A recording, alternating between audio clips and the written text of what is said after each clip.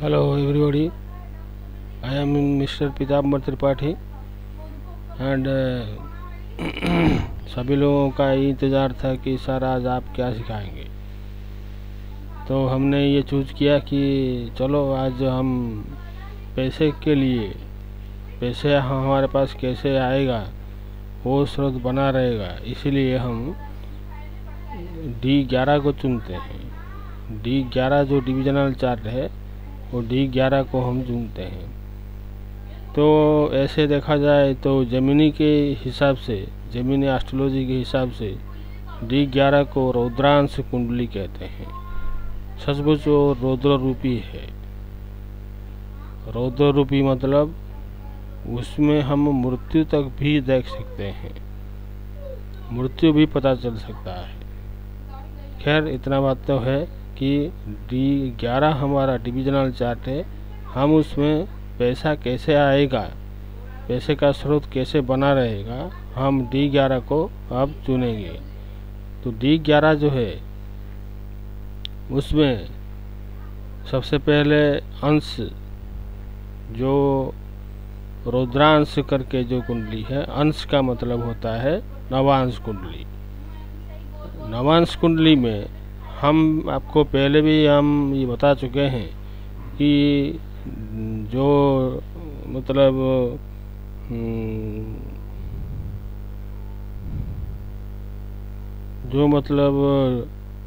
D11 जो है वो जो डिविजनल चार्ट है वो सिर्फ एस्ट्रोलॉजी के लिए, एस्ट्रोलॉजर के लिए है। ये चाहिए, हमने ये वीडियो बनाया है। इसमें कोई मोबाइल वगैरह कोई चीज़ इसमें शामिल नहीं है। तो इसमें क्या है कि D11 जो है, जो रुद्रांश कुंडली है, उसी में जैमिनी ऋषि ने जो किया उसमें आपको जो D11 जो है वो सचमुच एक रौद्र रूपी चार्ट है, क्योंकि उसमें हम मृत्यु तक भी देख सकते हैं। तो उसमें हम पैसे के लिए हम आज आपको बताएंगे कि पैसा आपके पास कैसे भी बना रहेगा। तो D11 में आपको ये तो पता चल सकता है। तो आपका मेन हॉरोस्कोप में जो D1 वाला चार्ट है उसमें आपको देखना है आत्मा कारक प्लैनेट कौन सा है, सबसे ज़्यादा हाईएस्ट डिग्री का प्लैनेट, सबसे ज़्यादा हाईएस्ट डिग्री का जो ग्रह होता है उसको हम चुनेंगे। मान लीजिए उसमें बुध देव जी ज़्यादा डिग्री का है, 28 से 29 डिग्री का उनका है, तो ये आत्मा कारक ग्रह बन गया। और वो जो आत्मा कारक जो प्लैनेट है वो नवांश में जाकर कहाँ पर वो जाके बैठा है, नवांश में जाकर कहाँ पर जाकर बैठा है, वो वाला राशि जो है वो हमारा लगन कुंडली बन जाता है। ये कारकांश कुंडली बन जाता है। उसी को लगन बना के हम सब फल विचार हम कर सकते हैं। तो ये जो है कि आपका रौद्र रूपी वाला चार्ट है, उसमें भी हम क्या करेंगे कि उसी को लगन बना के D11 में भी हम चेक कर सकते हैं। D11 में वही लगन रहेगा जो नवांश कुंडली में, जो नवांश कुंडली में जो आपका लगन चार्ट, जो कारकांश कुंडली बना था D11 में भी वही कारकांश कुंडली को D11 में भी हम उसी को लगन बनाएंगे। और उसी से हिसाब करके 11 वाला भाग कौन सा है, 11 वाला भाग मतलब 11वां स्थान कौन सा है। तो 11वां स्थान में जो ग्रह बैठा होगा, 11वां स्थान का तो स्थान तो बुरा है, उसमें जो ग्रह जो बैठे रहते हैं वो शुभ फलदायी है, वो शुभ फल देते हैं। तो 11वां कुंडली जो है आपका, 11वां कुंडली जो है आपका, ये जो है कि आपका जो ग्रह बैठे रहते हैं वो ग्रह आपके लिए पैसा की स्रोत में आपका आ सकता है। और उसमें एक दूसरी भी डाल सकते हैं कि जमीनी के हिसाब से जो 11वां वाला जो आपका जो लाभ भाव है, 11वां भाव तो लाभ भाव का है, तो आपको लाभ में धन आपको कितना मिलेगा, तो वही हिसाब से आपको ये चुनना पड़ेगा। तो चुनने से क्या होता है कि जो 11वां वाला स्थान जो है आपका पैसा का लाभ भाव वो दिखाता है। हर कोई कुंडली में 11वां भाव लाभ भाव का होता है, गेन जो बोलते हैं, गेन भाव का होता है। और कारकांश कुंडली को हम D11 चार्ट में उसी को ही लगन बनाएंगे। लगन बनाकर उसी से 11वां वाला भाव में जो ग्रह बैठे रहते हैं, उसमें ये भी देखा गया है कि 7 ग्रह के अलावा राहु केतु भी फल भी देते हैं, राहु केतु भी पैसे देते हैं। तो इसीलिए वो राहु केतु की भी अलग चीज़ को हो नहीं सकता है। तो इसीलिए ये जो चीज़ है कि आपको देखना पड़ेगा। कोई कुंडली होगा तो आपको देखना है कि ये 11वां वाला जो D11 चार्ट है, D11 में जो रौद्र रूपी कुंडली है उसमें आपका पैसा कैसा आएगा। तो सबसे पहले आपका लगन चार्ट में आत्मा कारक प्लानेट कौन सा है पहले चुन लीजिए, सबसे हाईएस्ट डिग्री वाला प्लानेट। उसी को नवांश में देखें कि वो जाकर कहाँ पर वो मतलब बैठा है, उसी को आप लगन बनाइए। लगन बना देने के बाद वो कारकांश कुंडली बन गया, और वही कारकांश कुंडली का जो लगन है उसी को आप D11 में आप उसी को ही लगन लेंगे। तो लगन से लगन और पर लगन हो गया। तो इसमें क्या होता है कि ये जो चीज़ जो आपका जो कारकांश कुंडली के हिसाब से आपका D1 वाला चार्ट जो है, D1 वाला D11 वाला चार्ट में वो उसी को लगन बनाकर उससे 11वां स्थान को आपको जो आप लाभ भाव कहा जाता है, उसमें राहु केतु भी शामिल है। राहु केतु भी पैसे भी देते हैं। और जमीनी दृष्टि क्या है, मान लीजिए आपका मकर 11वां स्थान आपका मकर आपका आ गया, मकर राशि आ गया। तो मकर राशि स्थिर राशि का है, तो मकर तो मतलब मूवेबल साइन है, चर राशि है। चर राशि से आपका दूसरा वाला चीज़ है कि स्थिर वाला राशि है। तो सबसे पहले वो स्थिर वाला राशि जो 11वां स्थान का जो चर राशि है, चर राशि को सबसे पहला वाला स्थिर राशि देखता नहीं है। उसके बाद स्थिर राशि कौन सा आ गया, मेष हो गया चर राशि। उसके बाद वृषभ हो गया आपका स्थिर राशि। वृषभ में मतलब शुक्र बैठा है, तो मतलब शुक्र का ग्रह है, तो शुक्र ग्रह का आपका वृष राशि का है, वो भी देख रहे हैं।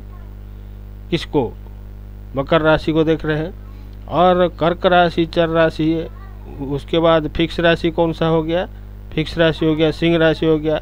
यहाँ से सूर्य भी देख रहे हैं, मकर राशि को देख रहे हैं। और आपका चर राशि हो गया आपका जो तुला राशि हो गया। तुला राशि से फिक्स राशि उसका अगला राशि कौन सा है, वृश्चिक भाव है। तो वृश्चिक राशि जो है, वृश्चिक राशि मतलब मंगल भी देख रहे हैं। ये हो गया आपका जमीनी का कुंडली का वो राशि है, जमीनी कुंडली का वो दूसरी है। ऐसे भी हम आपको ग्रह रूप में आप भी देख सकते हैं। ग्रह रूपी में जैसे कि आपका शनिश्चर 3 और 7 और 10 उनका दृष्टि है, और बृहस्पति जी का जैसे 5 और 9वां दृष्टि है, और सभी ग्रह का जैसे कि 7वां दृष्टि है। इसमें भी आप भी वही सूत्र भी लगा सकते हैं। तो उसमें आपका ये देखना है कि आपका कैसे पैसे का स्रोत बना रहेगा। जैसे बिल गेट हो गए, अंबानी हो गए, जैसे ये सब जो चीज़ है उनका राशि में भी ऐसे ही चीज़ मतलब है, इसलिए उनके पास इतना धन है। तो हम आपको क्या बताएं कि ये आपका एस्ट्रोलॉजी का चैनल आपके लिए बनाए हैं। D11 जो है कि वो रुद्र का नाम है कि पैसे को वो रुद्र बनाता है। रुद्र मतलब मल्टीप्लायर बनाता है, तो मल्टीप्लायर बना के आपको काफ़ी धन वो दे सकता है। तो मान लीजिए मकर राशि में कोई ग्रह नहीं बैठा है, तो शनिश्चर हो गए, मकर राशि का अधिपति हो गए, शनि राशि हो गए, शनि ग्रह हो गए। तो शनि वो जो मकर राशि को कौन देख रहे हैं, जमिनी दृष्टि के हिसाब से, जमिनी जो ज्योतिषज्ञ हैं उनका हिसाब से आपको जो स्थिर राशियां हैं वो कौन कौन स्थिर राशियां, वो सब 4 राशि को, मकर राशि को देख रहे हैं। उसी को पहले देखेंगे। उसके बाद जहाँ जहाँ ग्रह सब बैठे हैं वो किसकी नज़र उनके ऊपर है, उसी को भी देखेंगे। ये धीरू भाई अंबानी का भी वही चार्ट है, बिल गेट का भी वही चार्ट है, ग्रह भी देख रहे हैं और जमीनी दृष्टि भी है। जिसका दोनों मिल गए आपस में तो काफ़ी धन आ जाता है उनके पास, वो एक धनीशाली व्यक्ति भी वो बन सकते हैं। यही आपको बोलना था कि जैसे कि D11 चार्ट को देखें, लगन को, D1 का लगन, उसके बाद आत्मा कारक प्लानेट है सबसे हाईएस्ट डिग्री, वो नवांश में जाकर कहाँ जाकर बैठा है, उसी को कारकांश कुंडली वो मतलब बना सकते हैं। तो कारकांश कुंडली जो है कि आपका कारकांश कुंडली को आप लगन बनाइए, वो लगन से D11 को भी वही लगन लेंगे जो हम नवांश में लगन लिया था, उसी से D11 से आपका 11वां भाव कौन सा है, 11वां भाव जो है कि उसी को 11वां भाव जो है उसी को आपको देखना है कि उसका दृष्टि कहाँ, वो राशि पर कौन सा राशि का दृष्टि है जेमिनी के हिसाब से। और उसके बाद पराशरी में जैसे कि ग्रह दृष्टि जो है वो भी लगा सकते हैं। तो दोनों इस हिसाब से तो ग्रह भी दृष्टि भी देखते हैं और राशि भी दृष्टि भी जमिनी के हिसाब से भी हम देख सकते हैं। जिसका दोनों जैसे जिसका मिल गया है वो उसके पास काफ़ी धन आ जाता है। तो ये धन के लिए आपका कैसा रहा, कोई डाउट है तो आप कमेंट बॉक्स में लिख के भेजिए, हम आपका डाउट क्लियर कर सकते हैं। तो धन कैसे वर्षा होता है ये आपका ये बता सकता है कि आपका कैसे वो धन बना रहेगा, कैसे वो हो सकता है। और आपका अभिनंदन है कि होली का सबके लिए शुभकामनाएं है। स्पीकर स्टार चैनल की तरफ से, मेंबर की तरफ से आपका हार्दिक अभिनंदन है। होली आपका खेलो, फूलो और मौज बनाओ। तो ये स्पीकर स्टार चैनल की तरफ से हार्दिक शुभकामनाएं है। और उससे पहले हम बनाए थे कि चार्जिंग सॉल्यूशन मोबाइल का बनाए थे, और उसके बाद हम आपका ये D1 वाला रुद्रांश वाला चार्ट आपका बनाकर हम आपके पास ये बता दिए कि कैसे आपको पैसा कैसे आएगा। आप वो D11 चार्ट से आप दे सकते हैं। सबसे पहले लगन के बाद AK प्लानेट, उसके बाद कारकांश कुंडली का लगन, उसके बाद पर लगन, D11 का पर लगन, उसी लगन को लेके 11 उसी से हिसाब करके 11वां स्थान कौन सा है उसी को देखकर जमिनी दृष्टि और पराशरी दृष्टि के हिसाब से आप देख सकते हैं। देखने से आपको पता चल सकता है कि आपके पास कितना धन है या किसी के पास कितना धन है, आप वो अंदाज लगा सकते हैं। तो ये चैनल आपको कैसा लगा, ये वीडियो आपको कैसा लगा, आप कमेंट बॉक्स में लिख के भेजिए और मेरा चैनल को सब्सक्राइब कीजिए, लाइक कीजिए और शेयर कीजिए। और हम आपसे विदा ले रहे हैं। जय भारत, जय इंडिया, जय जगन्नाथ।